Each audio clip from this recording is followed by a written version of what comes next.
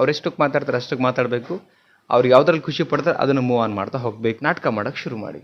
But ಈ ನಾಟಕ ಒಳ್ಳೆ ವಿಚಾರಕ್ಕಿರಬೇಕು. ಹೇಳಿದ್ರೆ ಅಂಥವ್ರನ್ನ ಬ್ಯಾಲೆನ್ಸ್ ಮಾಡ್ತಾ ಹೋಗ್ಬೇಕು. ಬಟ್ ನಿಯತ್ತಾಗಿರಲಿ ಅಷ್ಟೇ.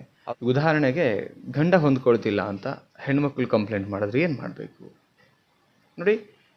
ನೀವೇನು ಈಗ ಚೆನ್ನಾಗಿದ್ದೀರಾ, ನೇರವಾಗಿ ಮಾತಾಡ್ತೀರಾ, ಇರೋ ವಿಚಾರ ಎಲ್ಲ ಹಂಚ್ಕೊಳ್ತೀರಾ, ಎಲ್ಲನೂ ಕ್ಲಿಯಾರಿಟಿ ಕೊಟ್ಟರು ಅವರು ಪದೇ ಪದೇ ಕಿರಿಕಿರಿಗೆ ಜಗಳ ಮಾಡ್ತಾ ಇದ್ದರೆ ನಾಟಕ ಮಾಡೋಕ್ಕೆ ಶುರು ಮಾಡಿ. ಬಟ್ ಈ ನಾಟಕ ಒಳ್ಳೆ ವಿಚಾರಕ್ಕಿರಬೇಕು. ನಿಮ್ಮ ಸಂಸಾರ ಸರಿಪಡಿಸ್ಲಿಕ್ಕೋಸ್ಕರ ನಾಟಕ ಮಾಡಿ ತೊಂದರೆ ಇಲ್ಲ. ಆದರೆ ಮತ್ತು ಅದೇ ಸಂಸಾರದಲ್ಲಿ ಆ ನಂಬಿರ್ತಕ್ಕಂಥವ್ರಿಗೆ ಮೋಸ ಮಾಡೋಕ್ಕೆ ನಾಟಕ ಮಾಡಬೇಡಿ. ಅರ್ಥ ಆಗ್ತಿದೆ ಅಂತ ಅನ್ಕೋತೀನಿ. ಈಗ ಉದಾಹರಣೆ ಕೆಲವೊಂದು ಸಲ ನಾವು ನೇರವಾಗಿ ಮಾತಾಡ್ತೀವಿ, ಏನೋ ನಡೆದ್ರೂ ಅಥವಾ ಯಾವುದೋ ವಿಚಾರ ಇದ್ರೂ ನೇರವಾಗಿ ಮಾತಾಡ್ತೀವಿ, ತಿಳಿಸ್ತೀವಿ. ನಾವು ಹಿಂಗೆ ಇದ್ದೀವಿ ಸರ್, ನೇರವಾಗಿ ಮಾತಾಡೋ ಅಭ್ಯಾಸ ನಮಗೆ ನಾಟಕ ಬರಲ್ಲ ಅಂದರೆ ನಾಟಕ ಮಾಡದೇ ಇರೋದಕ್ಕೆ ಈಗ ಜಗಳ. ಕೆಲವರು ಒಪ್ಕೊಳ್ಳಲ್ಲ ಅದನ್ನು. ನೀವು ನೇರವಾಗಿ ಮಾತಾಡ್ತೀರಾ, ಕೆಲವರಿಗೆ ಹೊಗಳ್ತಾ ಇರಬೇಕು, ಕೆಲವು ಗಂಡು ಮಕ್ಕಳಿಗೆ, ಅವಾಗ ಅದನ್ನು ಒಪ್ಕೊಳ್ತಾರೆ. ನೀವು ಯಾವುದನ್ನು ಹೇಳಬೇಕು, ಯಾವುದನ್ನು ಹೇಳಬಾರ್ದು ಇದನ್ನು ನೋಟ್ ಮಾಡಿ ಇಟ್ಕೊಳ್ಳಿ. ಯಾವುದನ್ನು ಹೇಳಿದಾಗ ಪದೇ ಪದೇ ಕಿರಿಕಿರಿ ಮಾಡ್ತಾರೆ ಮನುಷ್ಯ. ಆ್ಯಂಡ್ ಇನ್ನೊಂದು, ಜಾಸ್ತಿ ಮಾತನ್ನು ಆಡಬೇಡಿ.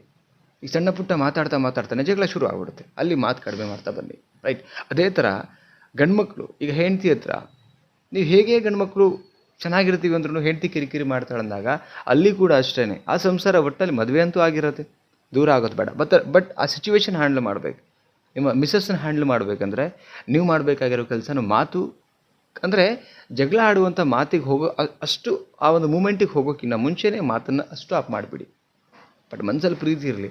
ಆ್ಯಂಡ್ ಎಲ್ಲದನ್ನು ಕೂಡ ಎಲ್ಲ ಹೇಳಿಬಿಡಬೇಡಿ. ಯಾವ ವಿಚಾರ ಹೇಳ್ತಿದ್ರೆ ಜಗಳ ಶುರುವಾಗುತ್ತೆ. ಆ್ಯಂಡ್ ವಾದಕ್ಕೆ ಹೋದಾಗ ಅಲ್ಲಿ ಸ್ಟಾಪ್ ಆಗಿಬಿಡಿ. ಆ ಪ್ರಶ್ನೆಗೆ ಅಲ್ಲಿ ತನಕ ಹೋಗಲೇಬೇಡಿ. ವಾದ ಇನ್ನೇನು ಶುರು ಆಗುತ್ತೆ ಅನ್ನೋಷ್ಟರಲ್ಲಿ ಎಸ್ ನೀನೇ ಕರೆಕ್ಟ್ ಅಂತ ಒಪ್ಕೊಂಬಿಡಿ. ನೀವು ಎಸ್ ಅಂತ ಯಾವಾಗ ಒಪ್ಕೊಳ್ತೀರಾ ಆವಾಗ ಅಲ್ಲಿಗೆ ಸುಮ್ಮನೆ ಆಗುತ್ತೆ.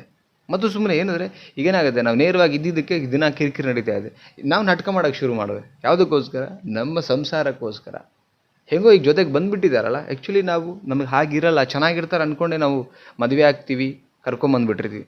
ಬಟ್ ಅದ್ರ ಮೇಲೆ ಚೆನ್ನಾಗಿಲ್ಲ ಅಂತ ಗೊತ್ತಾದ್ಮೇಲೆ ನಾವು ನಾಟಕ ಮಾಡೋಕ್ಕೆ ಶುರು ಮಾಡಬೇಕು. ಬಿಕಾಸ್ ಆ ಸಂಸಾರ ತಗೊಂಡು ಹೋಗಬೇಕು. ಕರೆಕ್ಟ್ ಅಲ್ಲ? ಆಪ್ಷನ್ಸ್ ಇಲ್ಲ ನಮಗೆ, ಬೇರೆ ಆಪ್ಷನ್ಸ್ ಇಲ್ಲ.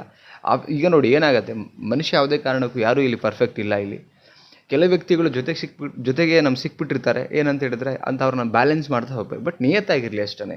ಅವ್ರನ್ನ ಮೋಸ ಮಾಡುವಂಥದ್ದು ಬೇಡ. ಬ್ಯಾಲೆನ್ಸ್ ಮಾಡ್ತಾ ಹೋಗಿ, ಅವ್ರನ್ನ ಬ್ಯಾಲೆನ್ಸ್ ಮಾಡ್ತಾ ಹೋಗಿ. ಅವರು ಈಗ ನೋಡಿ 5 ಬೆರಳು ಸಮ ಇಲ್ಲ, ರೈಟ್?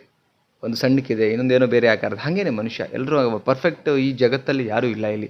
ಸೊ ಆ ಥರ ವ್ಯಕ್ತಿಗಳು ನಿಮ್ಮ ಜೊತೆಗೆ ಸಂಗಾತಿಯಾಗಿ ಸಿಕ್ಕಾಗ ನೀವು ಇದನ್ನು ಬ್ಯಾಲೆನ್ಸ್ ಮಾಡ್ತಾ ಹೋಗಿ. ಆ್ಯಂಡ್ ಜಾಸ್ತಿ ಅದನ್ನು ತಲೆಗೆ ಹಚ್ಕೊಳ್ಬಾರ್ದು. ಎಕ್ಸಾಂಪಲ್, ಈಗ ಅರ್ಧ ಗಂಟೆ ಹಿಂದೆ ಜಗಳ ಆಯಿತು ಅಂತ ಹೇಳಿದ್ರೆ ಅದನ್ನಲ್ಲೇ ಬಿಟ್ಬಿಡ್ಬೇಕು.